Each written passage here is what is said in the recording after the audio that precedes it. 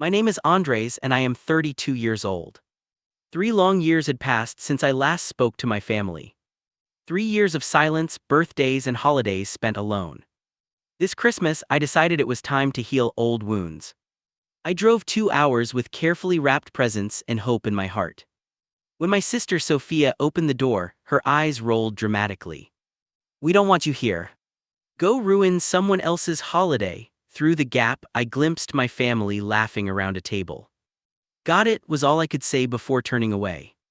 Before I continue this story, let me know where you are watching from in the comments. Hit like and subscribe if you have ever faced rejection from those who should love you most. Trust me, what happened next changed everything. I grew up in a suburban neighborhood just outside of Seattle. Our house was the envy of the block with its perfectly manicured lawn and gleaming white columns. Inside those walls lived what looked like the perfect American family. My father James built his construction company from nothing, working his way up from swinging hammers to signing contracts. My mother Diane had an eye for beauty that turned into a successful interior design business catering to wealthy clients across the Pacific Northwest. Then there was my sister Sophia, 2 years older and seemingly perfect in every way. From the moment she brought home her first Strata report card in elementary school, she became the standard against which I was measured. She was class president 3 years running, captain of the debate team, and prom queen her senior year. Colleges fought over her with scholarship offers, and our parents beamed with pride at every accomplishment. I was different. Learning to read was a struggle that required special tutoring. Numbers jumbled in my mind. School reports came back with comments like bright but unfocused and needs to apply himself more. While Sophia collected trophies, I collected concerned teacher notes and disappointing glances from my father. My mother tried in her way. "Andres just processes information differently," she would say to my father during their late-night discussions they thought I couldn't hear. But even her defense came with the unspoken acknowledgement that something was wrong with me that needed explanation. Christmas was once magical in our home. Mom would transform the house with garlands and twinkling lights. Dad would bring home the biggest tree he could find, and we would spend an evening hanging ornaments while drinking hot chocolate. There was the annual Christmas Eve party where neighbors and business associates would marvel at our perfect family. Sophia would play carols on the piano while I sat awkwardly nearby, expected to turn her sheet music but never to participate meaningfully. As we entered our teen years, the differences between Sophia and me grew more pronounced. She was socially adept, collecting friends like trading cards. I was quieter, more internal, finding my voice only when I discovered my grandfather's old guitar in the attic at 13. Something about the way my fingers found the strings made sense in a way school never did.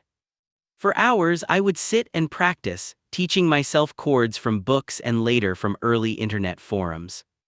"That racket again," my father would complain. "Why not put that energy into your algebra?" My mother would sometimes slip into my room after these comments. "Your grandfather was musical too," she would whisper as if sharing a secret. "Keep playing if it makes you happy." But it was clear that music was considered, at best, a distraction from what really mattered. At worst, it was evidence of my continued failure to be what my family expected. By the time college applications rolled around, Sophia had already graduated summa cum laude from Northwestern and was beginning her MBA at Stanford. The expectation was crystal clear. I would study business, preferably at a respectable school, and eventually join my father's company. "Construction is in our blood," he would say, though I had never shown any interest or aptitude for building things other than melodies. When I announced my intention to study music education at a state college known for its arts program, the kitchen fell silent. My mother looked at her plate. Sophia smirked. My father put down his fork with deliberate care. "No son of mine is wasting my money on a guitar hobby," he said with finality. "Business school or nothing." I chose nothing. Or rather, I chose everything else. Student loans, part-time jobs, a tiny apartment shared with 3 other music students. For 4 years, I barely spoke to my family except for obligatory holiday visits that grew increasingly tense. After graduation, I found work teaching guitar at a community center and pieced together a living with session musician gigs. It was hardly the life of luxury I had grown up in, but for the first time, I felt like my own person. The final break happened at Thanksgiving 3 years ago. I had written a song that was getting some local radio play. Nothing major, but it felt like validation. When Sophia asked what I was doing with my life at dinner, I mentioned the song with a hint of pride. "Oh, is that why you drove here in that rusted Toyota while I flew in from my business conference in Tokyo?" she asked with a laugh that my parents echoed. Something in me snapped after years of these paper cuts to my self-worth. I talked about passion and purpose and how money wasn't everything. My father countered with practicality and responsibility. Voices raised. Old wounds reopened. "If you were half as dedicated to something useful as you are to that guitar, you might not be a disappointment," my father said. I stood up, napkin falling to the floor. If being successful means becoming people who measure human worth by bank accounts, then I'm glad to be a disappointment. As I walked out the door, my mother called after me but didn't follow. Sophia slow-clapped sarcastically. My father said nothing at all, which somehow hurt most of all. 3 years of silence followed. 3 years of holidays spent alone or with friends. 3 years of wondering if I had made the right choice by choosing myself. After that Thanksgiving, I threw myself into building something meaningful. With a small business loan and endless hours of work, I converted an old storage space into a modest music studio. Nothing fancy, just a place where I could teach guitar, bass, and basic music theory to kids who reminded me of myself. Many came from families that couldn't afford regular lessons, so I operated on a sliding scale, sometimes trading lessons for help cleaning the studio or minor repairs. The bills piled up. There were nights I ate ramen for dinner and worried about making rent. But watching a child go from frustration to that moment when music suddenly makes sense brought a fulfillment no corporate salary could match. My apartment was a one-bedroom walk-up above a Thai restaurant, filled with the mingled scents of curry and lemongrass. The furniture was second-hand, the walls decorated with concert posters and vinyl records. It was nothing like the pristine rooms of my childhood home, but every item in it was chosen by me for me. About a year after the family fallout, I met Amanda at a local coffee shop where I sometimes performed on open mic nights. She approached after my set, not with empty compliments but thoughtful questions about my composition process. A high school music teacher herself, she understood the language of melody and rhythm that had always been my native tongue. Our relationship developed slowly, built on genuine conversation and shared passions. She had her own complicated family story and recognized the pain behind my casual mentions of estrangement. "Have you thought about reaching out to them?" she asked one evening as we walked through the park, coffee cups warming our hands against the Seattle chill. "They know where to find me," I answered, more defensively than I intended. "Relationships are two-way streets," she said gently. "Sometimes even when both people want to reconnect, they each think the other should make the first move." Her words stayed with me. At her suggestion, I started seeing a therapist through a program offering services to artists on limited incomes. Dr. Malik helped me untangle the knot of emotions I carried. The inadequacy instilled by years of comparison. The anger at being misunderstood. The grief of losing what family should be, even while acknowledging what mine actually was. "Your family may never be what you needed as a child," Dr. Malik said during one session. "But that doesn't mean you can't build a different relationship as adults if that's what you want." Did I want that? The question followed me through changing seasons. I drafted emails I never sent and composed text messages I deleted before pressing send. Then came an unexpected breakthrough in my music career. A director for an independent film heard one of my compositions at a local musician showcase and wanted to use it in their soundtrack. The fee wasn't life-changing, but having my music in a film that would screen at festivals felt like validation. My first instinct was to call my parents to show them that my path had merit. The phone was in my hand before I remembered they hadn't answered my calls in 3 years. Instead, I called Amanda, who celebrated by bringing takeout and a bottle of champagne to my apartment.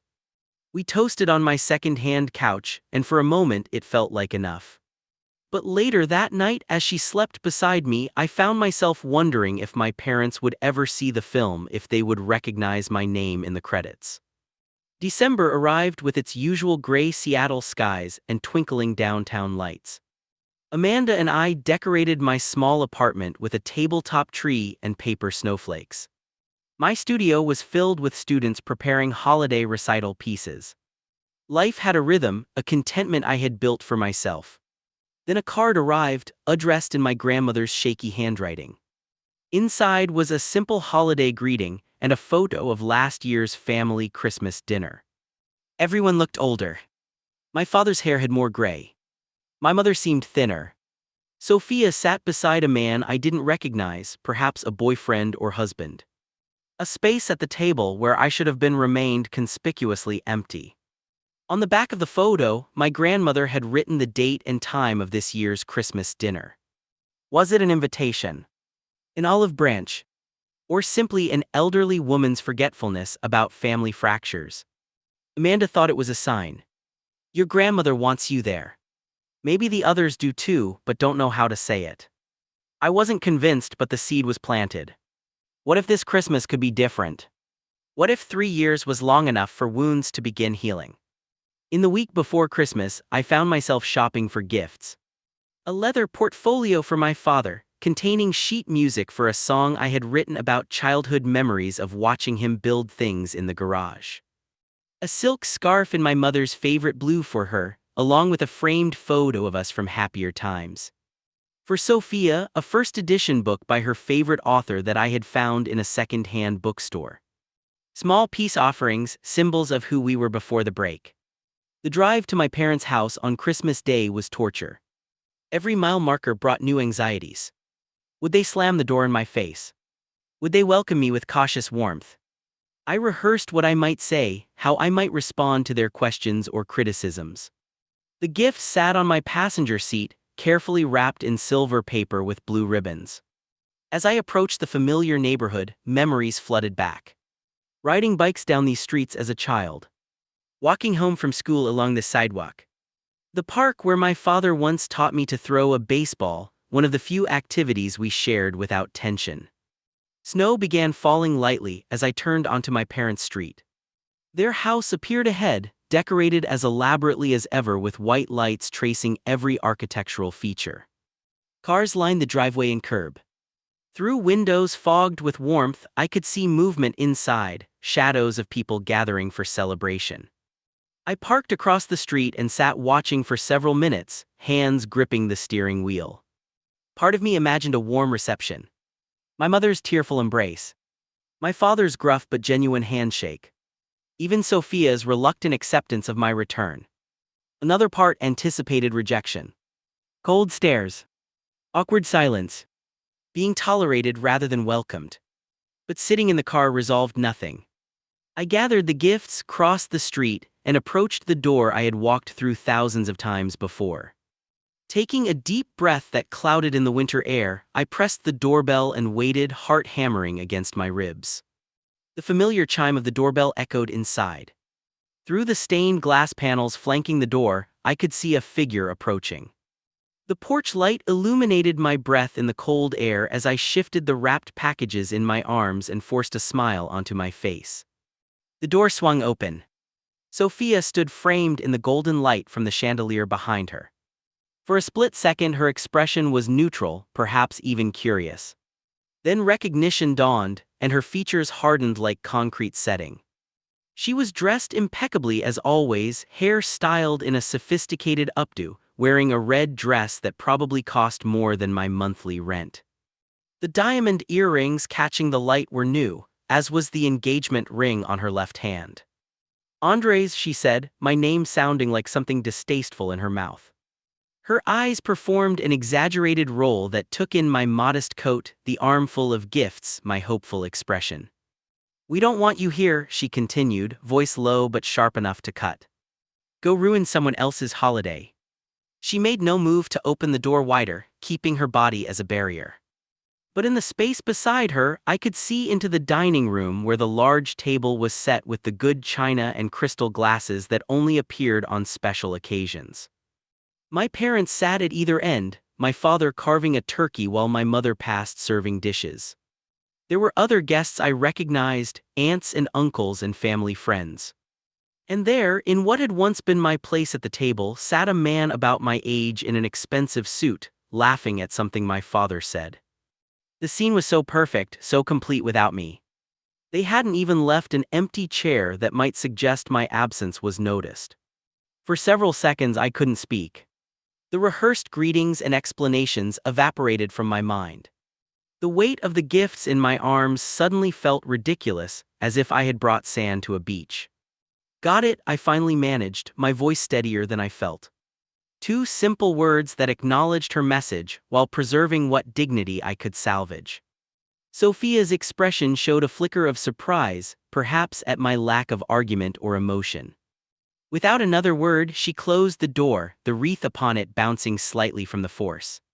I stood motionless for several heartbeats, staring at the closed door with its familiar brass knocker shaped like a pine cone, a detail I had forgotten until this moment. The lights on the porch seemed too bright suddenly, exposing me to anyone who might look out and see the rejected son still standing there like an abandoned package. Turning mechanically, I walked back down the steps, careful not to slip on the light dusting of snow. My car waited across the street, a modest sanctuary of my own space in this neighborhood where I no longer belonged.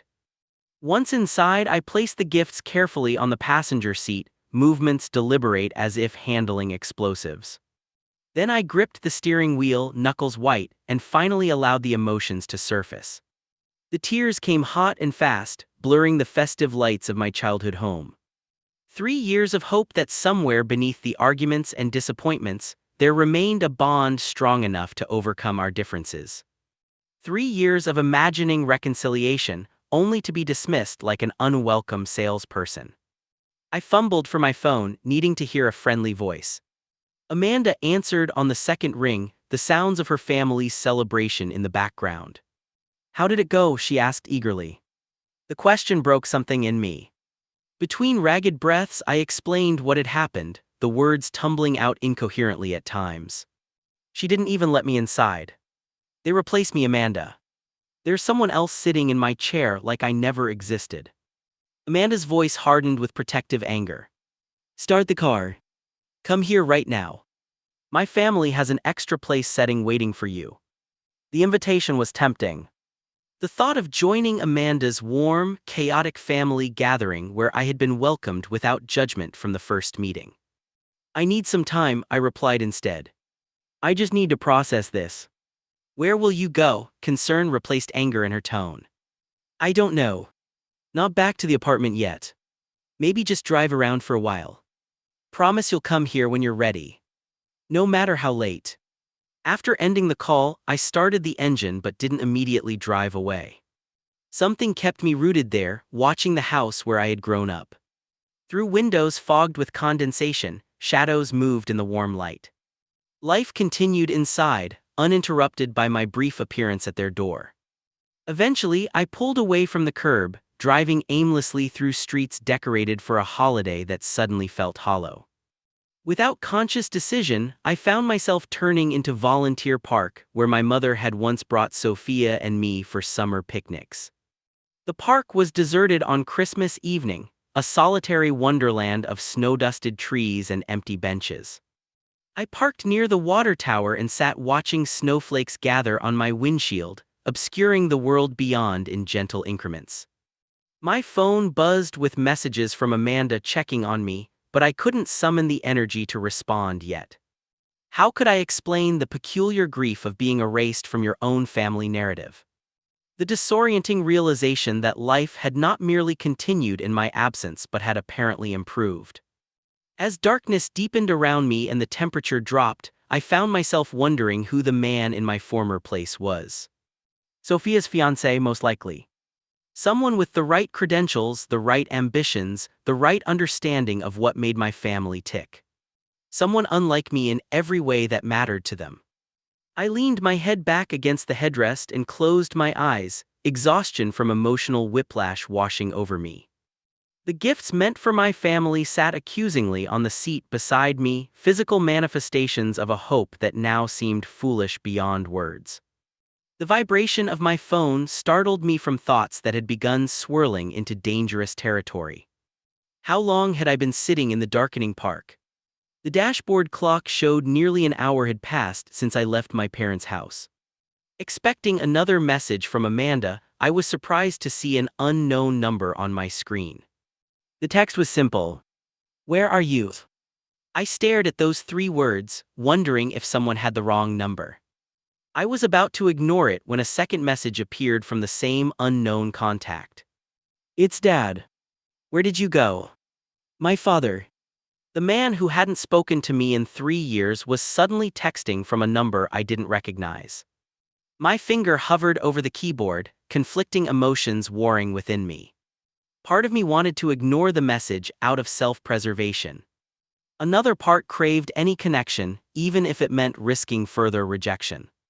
After several false starts, I typed a simple reply. "Volunteer Park. By the water tower." I pressed send before I could reconsider, then sat watching the screen, waiting for a response that didn't come. Minutes ticked by. Had he changed his mind? Was this some cruel joke Sophia had orchestrated? I was about to start my car and drive to Amanda's when headlights swept across my rearview mirror. A familiar black BMW pulled into the parking space beside me. My father's car. My pulse quickened as I watched him exit the vehicle. Even in the dim park lighting, I could see he was still dressed for dinner in slacks and a button-down shirt, his winter coat hastily thrown over the outfit. He approached my car with purpose in his stride. Instinctively, I got out to meet him, the cold air shocking after the warmth of my car. We stood facing each other in the gentle snowfall, 2 figures alone in the vast, quiet park. I expected anger. Demands for explanation. Perhaps even accusations about ruining his Christmas with my unannounced appearance. What I didn't expect was what I saw on his face. My father, James Taylor, successful businessman and paragon of emotional control, looked upset. Not angry but genuinely distressed. "You left," he said, the words visible in the cold air between us. "Sophia made it clear I wasn't welcome," I replied, trying to keep my voice neutral despite the hurt still fresh. He ran a hand through his salt and pepper hair in a gesture of frustration I remembered from childhood. "Sophia doesn't speak for this family." She seemed pretty confident about it when she slammed the door in my face. My father looked away, jaw working as if chewing over words difficult to swallow. "I didn't know you were coming. No one told me you were at the door." This caught me off guard. "What?" "Sophia told everyone it was carolers. It wasn't until your mother asked where the singers went that she mentioned turning away an unwelcome guest." His eyes met mine directly.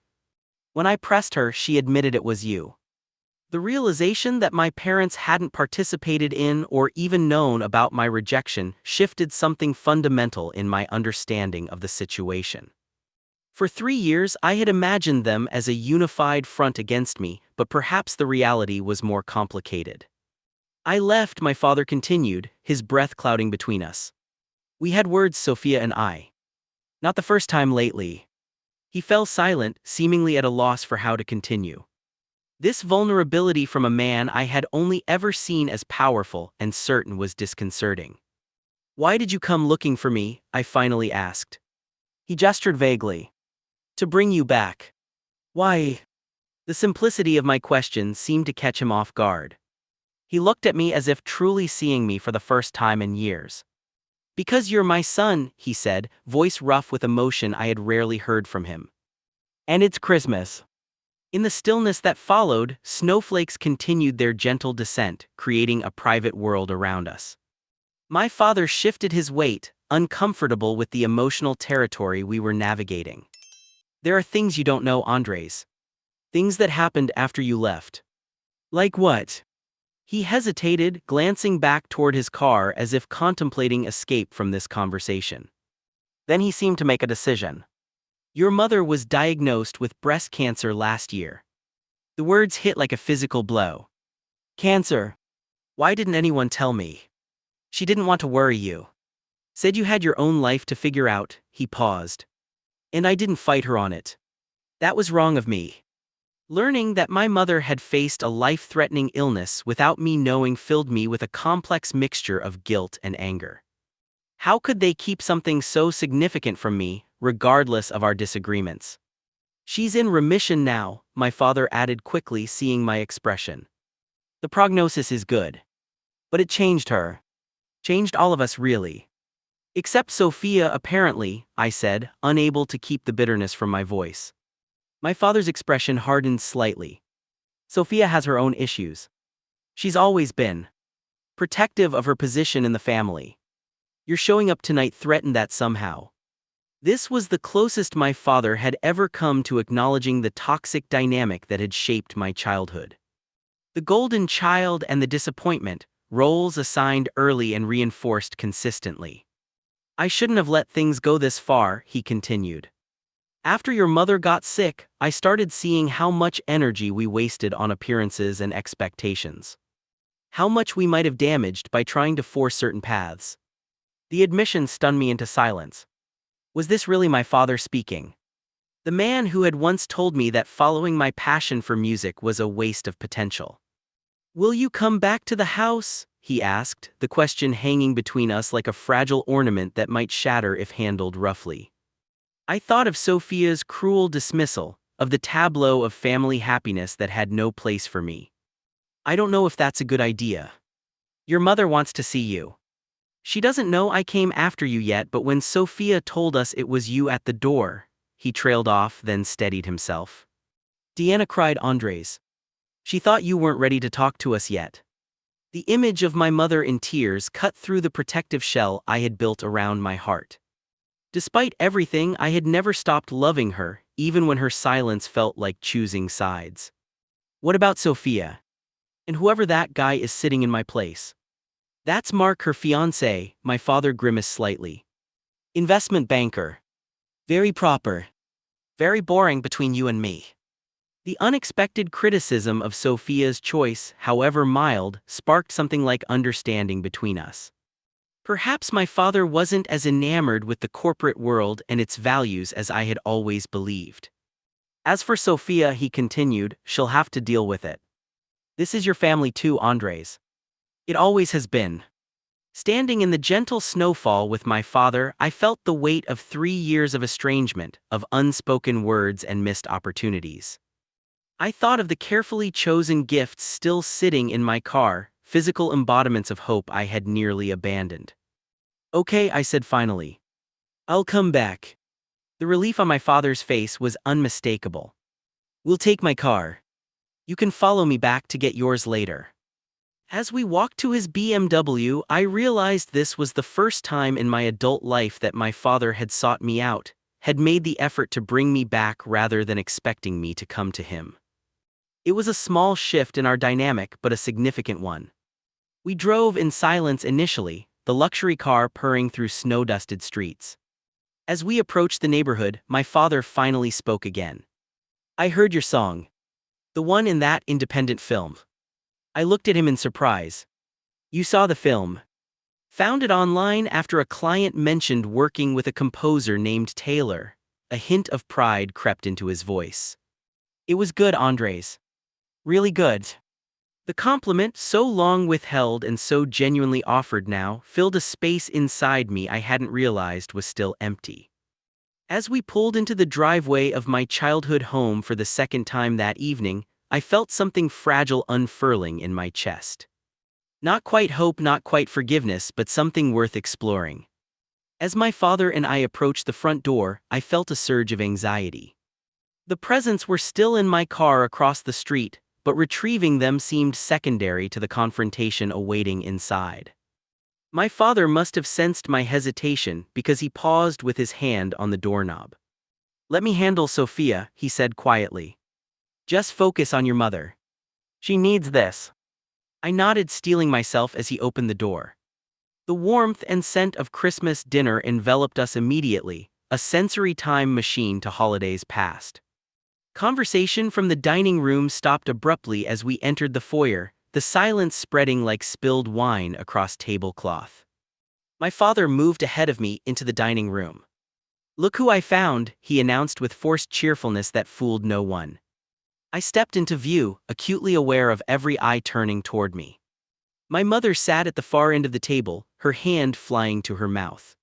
She was thinner than I remembered, her once vibrant auburn hair now streaked with gray and cropped short, likely a result of her cancer treatment. "Andres," she whispered, rising shakily from her chair. Sophia stood as well, her face flushing with anger. "Dad, what are you doing? We discussed this." "No, you dictated and I left to fix your mistake," my father replied, his tone leaving no room for argument. The tension in the room was palpable. Mark, Sophia's fiancé, looked uncomfortable, clearly caught in family drama he hadn't anticipated. My Uncle Robert, mother's brother, watched the scene with undisguised interest. The other guests studied their plates with the intense focus of people trying to become invisible. My mother moved around the table toward me, her steps quickening until she was close enough to reach out and touch my face, as if confirming I was real. "You came," she said, tears welling in her eyes. "You really came." Something broke inside me at her touch, the gentleness I had missed without realizing how much. "I tried earlier." Sophia turned me away. My mother's expression hardened as she turned toward my sister. "Sophia Catherine Taylor, how could you?" Sophia remained defiant, arms crossed over her chest. "He shows up unannounced after 3 years of silence, and we're supposed to welcome him with open arms. After everything he said.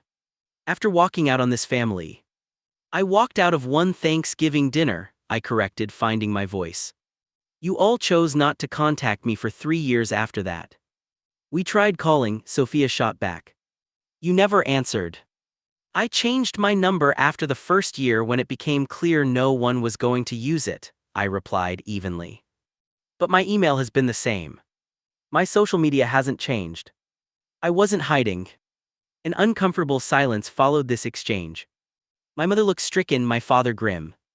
"Perhaps we should continue dinner," suggested Aunt Martha, always the peacemaker. "There's plenty of food." "I'll set another place," my mother said, moving toward the kitchen. "Next to me," my father added, pulling out a chair on his right side, deliberately opposite from where Sophia and Mark sat. Sophia's eyes flashed. "So that's it. He waltzes back in and everything's forgiven. What about loyalty? What about the things he said about our family?" "What things exactly, Sophia?" I asked, maintaining a calm I didn't entirely feel. "That I wanted to pursue music instead of business. That I measured success differently than you do." "You called us materialistic and shallow," she nearly shouted. "After you mocked my career and my car," I reminded her. "After years of being compared to you and found wanting." My mother returned with place settings, her hands trembling slightly. "Please, both of you. It's Christmas." "Exactly why we shouldn't pretend everything is fine when it isn't," Sophia insisted. "He hasn't been part of this family for 3 years because that was his choice."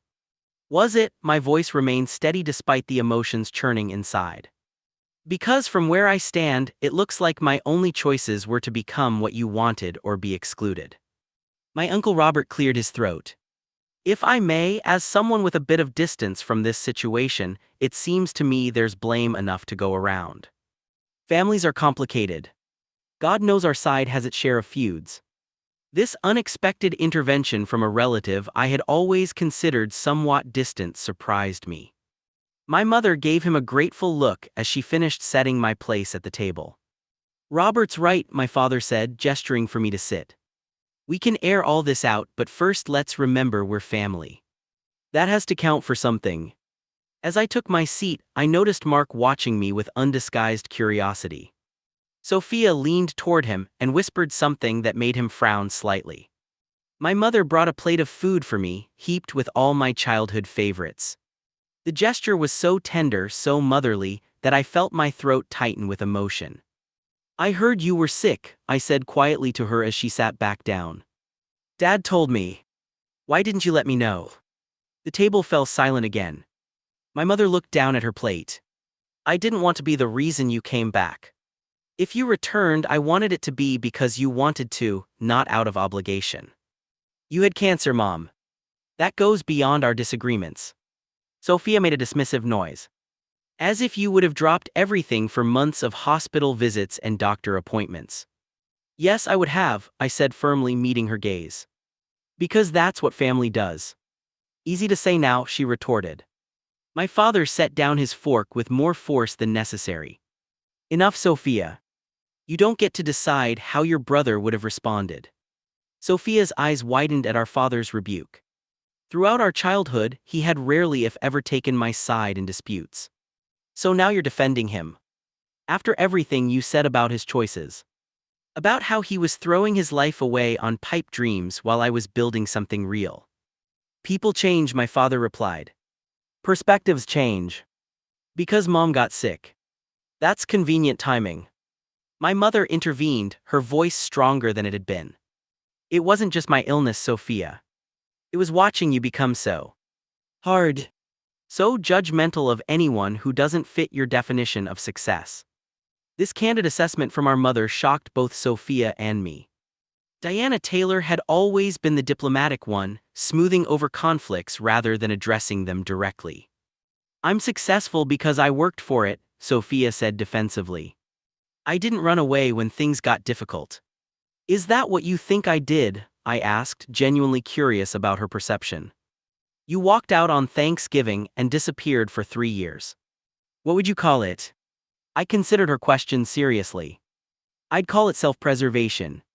I removed myself from a situation that was damaging me. Dramatic as always, Sophia muttered. Actually, my Uncle Robert interjected, what Andres is describing is a healthy boundary. Sometimes distance is necessary for growth. Sophia turned her glare on him. Since when are you a family therapist, Uncle Robert? Since I spent 10 years not speaking to my own brother over a similar situation, he replied calmly. Wasted decade if you ask me now. The revelation that Uncle Robert had experienced family estrangement was news to me, and judging by Sophia's expression, to her as well. My father took advantage of the moment to change direction. Andres, tell us about your music. I mentioned I heard your film score, but what else have you been working on? The question felt like an olive branch. For the first time in my memory, my father was showing genuine interest in my creative pursuits. I run a small studio now, I explained, conscious of Sophia's scrutiny. Teaching mostly, but I also do composition work when I can get it. Teaching, my mother perked up. What kind of students? All kinds. A lot of kids from low-income neighborhoods. I have a sliding scale for lessons. How charitable, Sophia said with thinly veiled sarcasm. I met her gaze directly. It's not charity, Sophia. It's purpose. Not everything valuable can be measured in dollars. Easy philosophy when you don't have any, she shot back. That's unfair, my father said, surprising me again with his defense. Creating something meaningful isn't less valuable because it doesn't make you rich. Sophia stared at him in disbelief. Who are you and what have you done with James Taylor? You're the one who taught me that success requires sacrifice and discipline. It does, he agreed. But I'm beginning to think I defined success too narrowly. He glanced at my mother, something significant passing between them. Watching your mother face her mortality changed my perspective on what matters. And suddenly Andres's choices are acceptable, Sophia's voice rose with indignation. What about everything you've built? The legacy you wanted to pass down? The company isn't going anywhere, my father replied. But I've realized there are different kinds of legacies. As this exchange unfolded, I began to understand the deeper currents beneath our family conflict. It wasn't just about my career choice or Sophia's perfectionism. It was about identity, about who got to define what our family valued and represented. You always resented me, Sophia said suddenly, turning to me. Because things came easier to me. Because Mom and Dad were proud of my accomplishments. I never resented your accomplishments, I corrected her. I resented being made to feel like I was worth less because my talents were different. No one did that, she insisted. Sophia, my mother said gently. We did. Perhaps not intentionally, but we did. The admission hung in the air, a truth finally acknowledged. Sophia looked stricken, as if the foundation of her reality had shifted. Is that why you brought him back? She demanded of our father. To replace me as the favorite now that I'm not fitting your new enlightened worldview.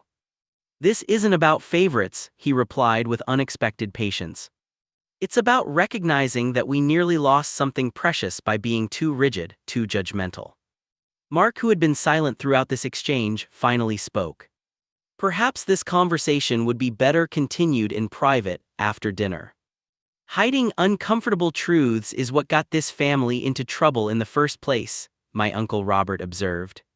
Sometimes the mess needs to be visible before it can be cleaned up. I looked around the table at these people who shared my blood but had become strangers in many ways. My mother watching anxiously as her children clashed. My father seemingly caught between his old values and new realizations. Sophia defensive and hostile, but perhaps hiding deeper insecurities than I had recognized. I didn't come here to replace anyone or disrupt your holiday, I said finally. I came because after 3 years I missed my family, flaws and all. I thought maybe enough time had passed that we could start rebuilding something. Just like that? Sophia asked skeptically. No, not just like that. With work. With honesty. With accepting that we're different people with different paths, and that's okay. My mother reached across the table and took my hand. That's all I want. Just a chance for this family to heal. Sophia looked away, but not before I caught the conflict in her expression. For the first time, I wondered if her anger might be covering deeper emotions, fears about her place in a family structure that was suddenly changing. I think, my father said carefully, that this Christmas dinner might be the beginning of something important. Not a return to what was, but a chance to create something new. Something better. The words hung in the air like a promise, fragile but real. As I looked around at these familiar strangers who were my family, I felt something I hadn't expected to find tonight. Hope. The remainder of Christmas dinner unfolded in a strange dance of caution and tentative connection. Conversation shifted to safer topics, Uncle Robert regaling us with stories of his recent trip to Portugal, Aunt Martha discussing her volunteer work at the local hospital. The tension remained, an uninvited guest hovering at the edges of our interaction, but it had subsided from boiling to a simmer. Sophia remained mostly silent, contributing only when directly addressed. Mark attempted to bridge awkward pauses with questions about Seattle's music scene, clearly trying to include me while navigating his fiancée's displeasure. My mother kept finding excuses to touch my arm or refill my water glass, as if reassuring herself I was really there. The turkey is excellent, Mom, I said during one lull, the compliment genuine despite the circumstances. Her face brightened. I used Grandma's recipe. Do you remember how she always insisted on brining it for 2 full days? And Dad would complain about the giant bucket taking up space in the refrigerator, I added with a small smile. My father chuckled. Until I took the first bite, then I'd shut up about it until next year. This small shared memory, insignificant in itself, felt like the first tentative step across a wide chasm. My mother's eyes glistened as she looked between my father and me, this simple exchange apparently meaning more to her than I had anticipated. As dessert was served, my father cleared his throat. Andres, you mentioned your studio. Tell us more about that. I described the converted storage space with its soundproofed practice rooms and modest recording setup. I talked about my students, especially 12-year-old Mia, who had recently performed her first original composition at a school talent show. She reminds me of myself at that age, I explained. Hearing music in her head but needing help getting it out into the world. When she played her piece and saw the audience reaction, her face just lit up with this realization that other people could hear what she'd been hearing all along. That must be rewarding, my mother said warmly. It is. More than I expected when I started teaching. Sophia set down her fork with deliberate care. And does this rewarding career pay your bills? Sophia, my father warned. It's a fair question, I replied. The answer is yes, mostly. It's not always easy, but I'm managing. The film score helped, and I've got a few more composition projects lined up for next year. What kind of projects? My father asked, genuine interest in his voice. As I described the documentary soundtrack I was working on, I noticed Sophia's expression shifting from skepticism to something harder to define. When I mentioned that the film had secured distribution with a respected streaming service, something like surprise flickered across her features. "You're actually making a name for yourself," she said, not quite a question but not quite an acknowledgement either. "I'm building something," I replied. "It may not look like success by your standards, but it matters to me." My father set down his coffee cup. "I'd like to see your studio sometime. If that's something you'd be open to." The offer caught me off guard. James Taylor, who had once dismissed my music as a hobby, wanted to see the space where I taught and created. "I'd like that," I said carefully. "You're welcome any time. Perhaps your mother and I could visit after the new year. Meet this prodigy student of yours." Before I could respond, Sophia interrupted. "So that's it. After 3 years of radio silence, everyone's just moving on like nothing happened." "No," my mother said firmly. "We're not pretending nothing happened. We're trying to move forward instead of staying stuck. By embracing the choices you once criticized," Sophia pressed. "By suddenly deciding Andres's path is valid when you spent years telling him it wasn't practical." My father looked down at his hands before meeting Sophia's accusatory gaze. "Yes. By acknowledging that I was wrong about some things. That we were wrong." The admission hung in the air, weighty and unprecedented. "I'd like to meet your girlfriend too," my mother added, changing directions slightly. "Amanda, you said her name was." I nodded. "She's spending today with her family, but she'd like to meet you all. Bring her for dinner next week," my mother suggested eagerly. Sophia pushed her chair back from the table with enough force to rattle the dessert plates. "This is unbelievable. 3 years of choosing his precious music over this family, and now he gets the red carpet treatment." "That's not what happened," I said quietly. "I didn't choose music over family. I chose not to let my worth be defined solely by my career path or income potential." "Easy to say when you're not the one who had to watch mom cry on your birthday every year," Sophia shot back. "When you weren't the one fielding questions from family friends about where you were and why you didn't come home for holidays." This revelation struck me harder than expected. The image of my mother crying on my birthday made my chest tighten with guilt. "I didn't know," I admitted. I assumed everyone had just moved on." "Of course you did," Sophia said bitterly. "Because it's always been about you, hasn't it? Your feelings, your choices, your precious artistic integrity." "That's enough," my father intervened. "Placing blame doesn't help anyone now." "It's fine for you to change your mind about his choices," Sophia continued, undeterred. "But don't expect me to just fall in line. You're sending a pretty clear message about whose side you're on now." "This isn't about sides," my mother pleaded. "Isn't it?" Sophia stood up fully now. "For years you both stressed the importance of responsibility, of practical choices, of thinking about the future.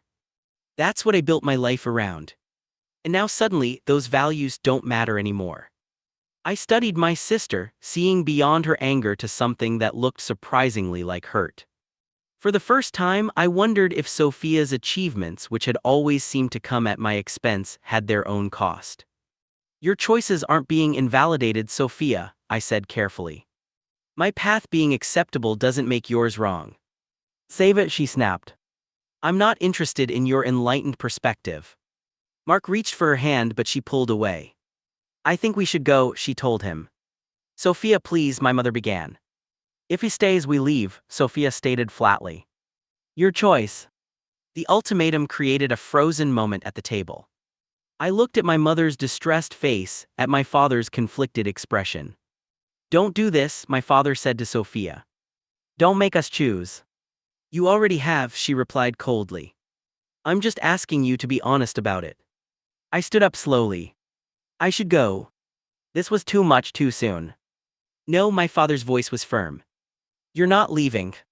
"Dad, it's okay," I assured him. We've made a start tonight. We can build on it slowly.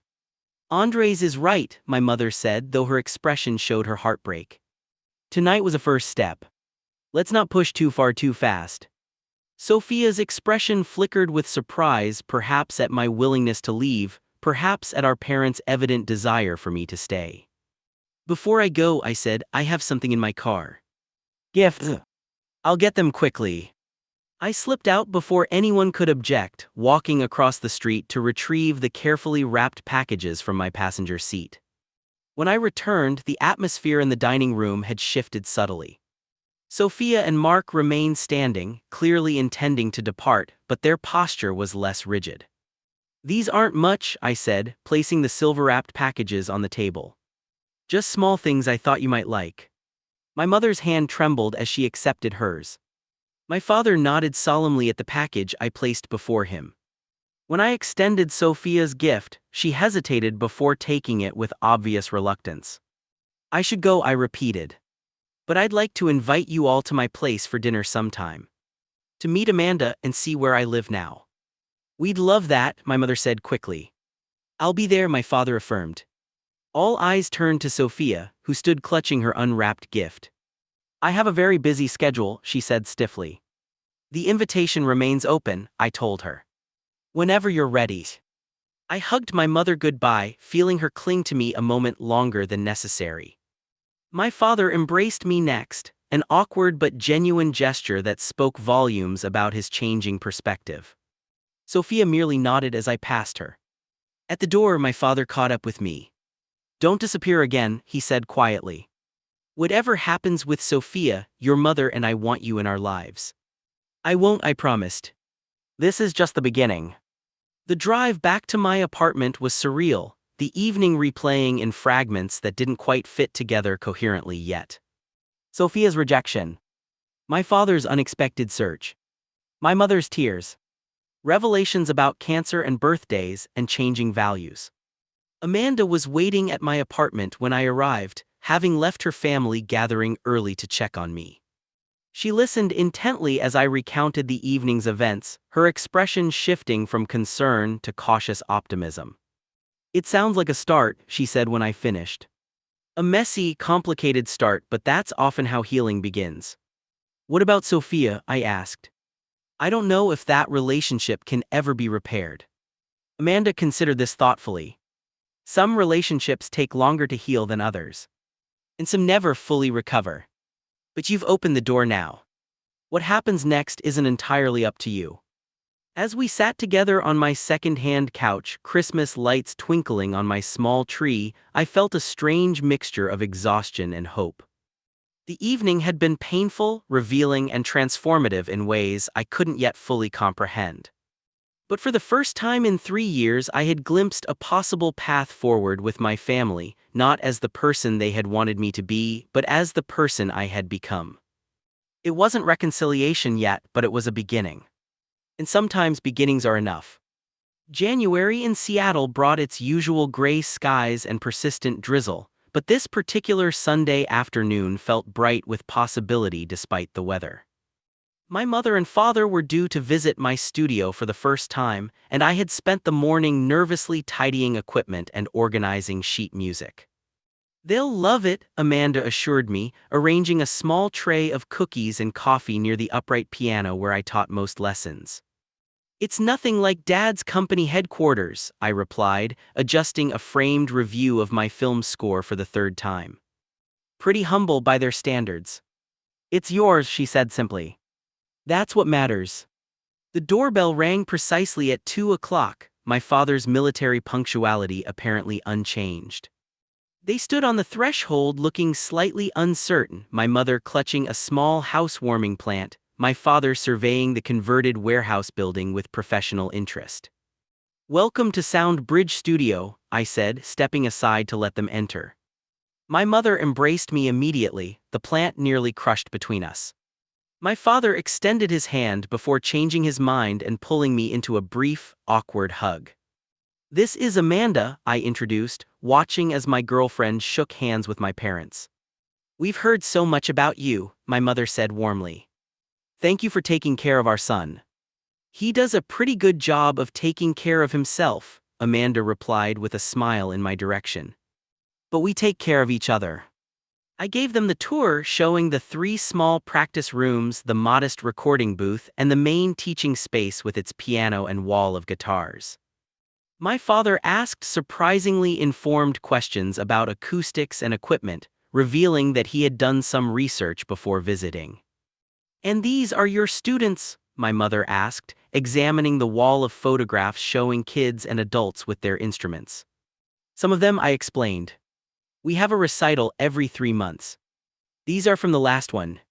My father paused before a picture of Mia, the 12-year-old prodigy I had mentioned at Christmas dinner. "Is this her?" "The composer." "That's Mia," I confirmed. "She's working on a string quartet now. Ambitious for her age, but she has the talent to back it up." Something shifted in my father's expression as he studied the photographs, the pride on the students' faces, the sense of accomplishment captured in each image. "You've built something meaningful here, Andres," he said finally. "Something important." The words, so simple yet so validating coming from him, filled a space inside me that had been empty for too long. Not that I needed his approval anymore, but hearing it freely given meant more than I had expected. As Amanda served coffee and cookies, conversation flowed more easily than I had dared hope. My mother shared news of her continuing good health, the latest scans showing no signs of cancer's return. My father talked about considering partial retirement, perhaps bringing in a partner to manage daily operations at his company. "And Sophia?" I asked carefully. "Have you seen her since Christmas?" My parents exchanged glances. "She's still processing," my mother said diplomatically. "She and Mark came for dinner last week," my father added. "She asked about you." This surprised me. "What did she want to know?" "If we'd seen your studio." "If you were doing well," he shrugged slightly. "Small things, but it's a start." I nodded, trying not to expect too much too soon. The sister who had slammed a door in my face wouldn't transform overnight into a supportive sibling. But asking about me was more than I had honestly expected. "I'd still like to meet her properly," Amanda said. "When she's ready." My mother smiled gratefully at this olive branch. "I hope that will happen soon." As they prepared to leave 2 hours later, my father lingered in the main studio space, looking thoughtful. "This building has good bones," he observed. "But you could use more space. Have you thought about expanding?" "Constantly," I admitted. "But commercial real estate in Seattle isn't exactly affordable." He nodded, then reached into his pocket and handed me a business card. "This is my real estate contact. Tell him I sent you. He might know of something within your budget." I took the card, recognizing this practical gesture as my father's way of showing support in terms he understood, where once he might have dismissed my venture entirely. "Thanks, Dad. I'll call him. And if you need," he began, then stopped himself. "If you want any advice on the business side of things, I'm here." The careful phrasing, acknowledging my independence while offering help, spoke volumes about how our relationship was evolving. After they left, Amanda wrapped her arms around me from behind. "That went well." "Better than I expected," I agreed. "Way better." In the months that followed, a new pattern emerged. Sunday dinners at my parents' house became a regular occurrence, sometimes just the 4 of us, sometimes including my mother's brother Robert and his wife, who had become unexpected allies in rebuilding family connections. Sophia remained the missing piece in this reconfigured family portrait. She declined most invitations that included me, though my parents reported she asked about me with increasing frequency. In March, she sent a formal email congratulating me when the documentary I had scored won an award at a regional film festival, the message polite but distant. In April, my father made good on his unspoken offer of help, investing in my studio's expansion to a larger space in the same building. The arrangement was strictly professional, with clear terms that respected my independence while acknowledging our family connection.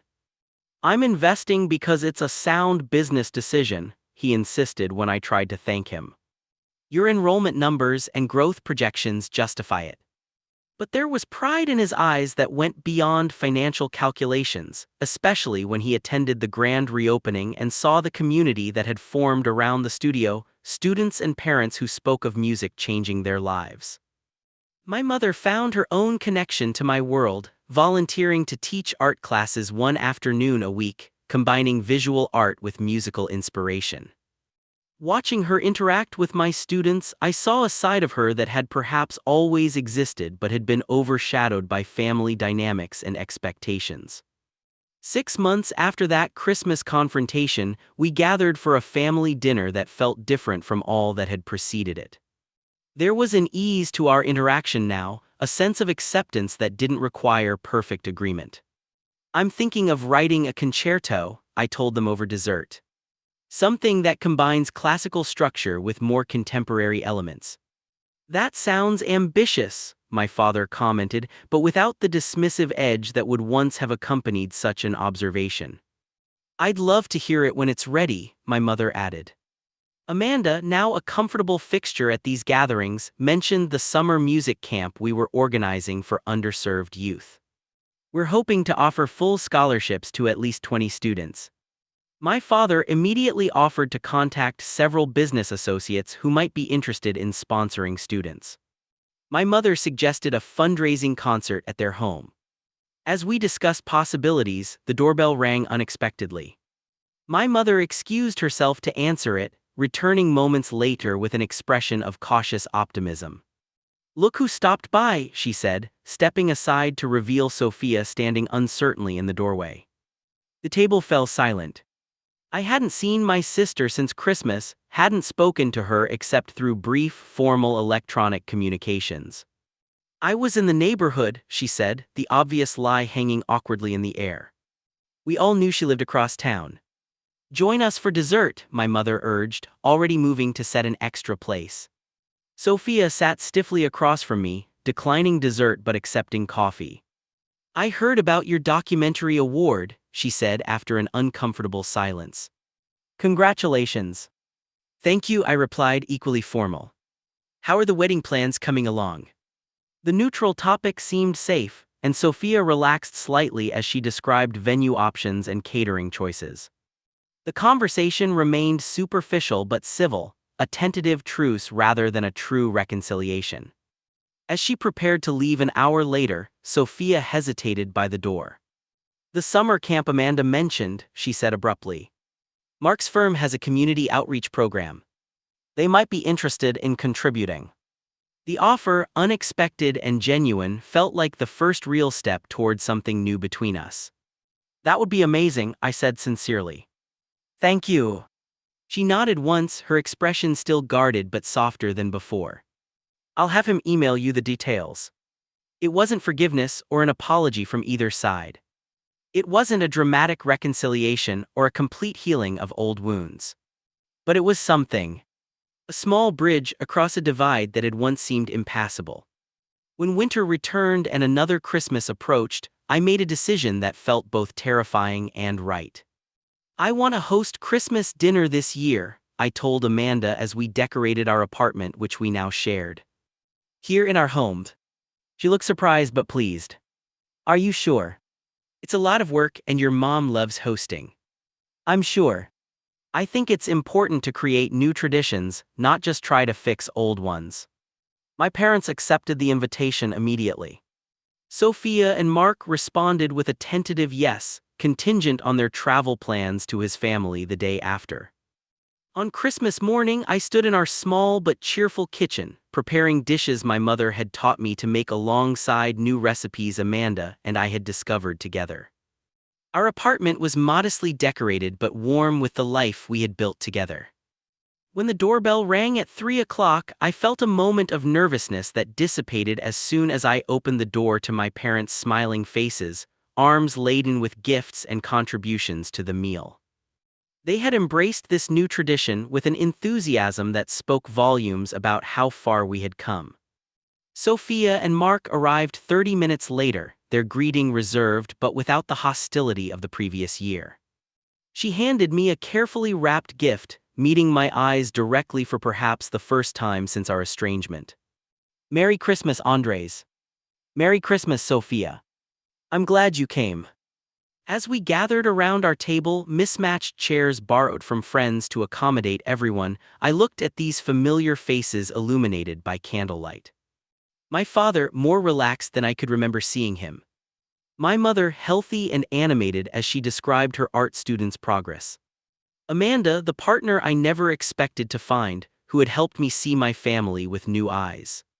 Even Sophia, still careful around me but present, making an effort that would have seemed impossible a year ago. We weren't perfect. The conversation sometimes stumbled over sensitive topics. Old patterns occasionally emerged before being gently redirected. Sophia still bristled at certain mentions of my career, and I still felt twinges of resentment when she talked about financial success as if it were the only measure of worth. But we were learning a new way to be family, one that allowed for differences without demanding conformity, that acknowledged past hurts without being defined by them. Later that evening, as we sat in the living room exchanging gifts, I realized something profound had shifted within me. The rejection that had once cut so deeply had lost its power to wound. Not because it hadn't mattered, but because I now understood that it reflected more about my family's limitations than about my worth as a person. I had learned that standing firm in your own truth sometimes means walking away, but it can also mean creating space for others to catch up to you. That forgiveness doesn't require forgetting, but it does mean choosing to build something new rather than continuously relitigating the past. Most importantly, I had discovered that family isn't just who you're born to, but who you choose to become and who you choose to include in your journey. The friends who had supported me during estrangement. Amanda, who had encouraged reconciliation without pushing. Even my parents and Sophia, as they struggled to expand their understanding of success and worthiness. As the evening wound down and goodbyes were exchanged with promises to gather again soon, I felt a deep sense of peace. Not because everything was resolved or perfect, but because I had found a way to honor both my independence and my connections, to create boundaries without burning bridges. Standing in the doorway of our apartment, watching taillights disappear into the winter night, I reflected on the journey of the past year. From a slammed door and cruel rejection to this moment of imperfect but genuine connection. From shame and anger to a measured peace that acknowledged both the beauty and limitations of family bonds. The road ahead would have its own challenges.